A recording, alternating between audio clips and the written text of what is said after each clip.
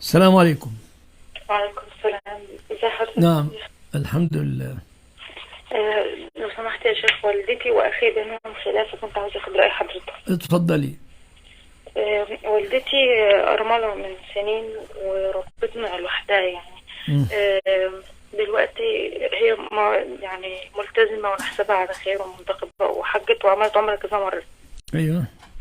أخي، المشكلة يا شيخ، المشكلة إن والدتي عندها اختلاط شديد، تزور دي وتزور دي وتخرج كتير جدا، وتروح مثلا عند فلانة دي تتغدى وتقعد، وأحيانا تبات كمان.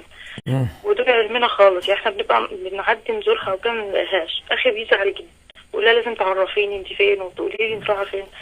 تقول لو انا هستأذنك انت. من هو زوجها يعني ولا ايه؟ ايه؟ اعيدي السؤال معذرة. بتخرج كتير من هي؟ وتروح من هي؟ هنا. ايه؟ من هي؟ ايوه نعم عبد الرحمن. من امك ولا من؟ والدتي بتخرج كتير بتخرج كتير، عندها اختلاط، بتروح للجيران والقرايبنا كلام من ده. والسؤال عن ماذا؟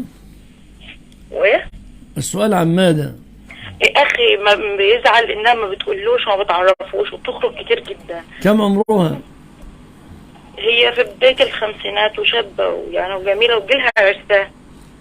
يعني هو هي لا عاقلة ولا مختلة؟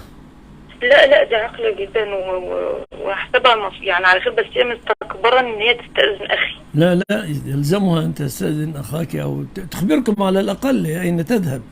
اخي 37 سنة مش صغير. خلاص تخبره. هي رافضة، فهل انا يعني هل يسمح الولد لأمه أن تذهب بيوت الرجال دون أن يعلم؟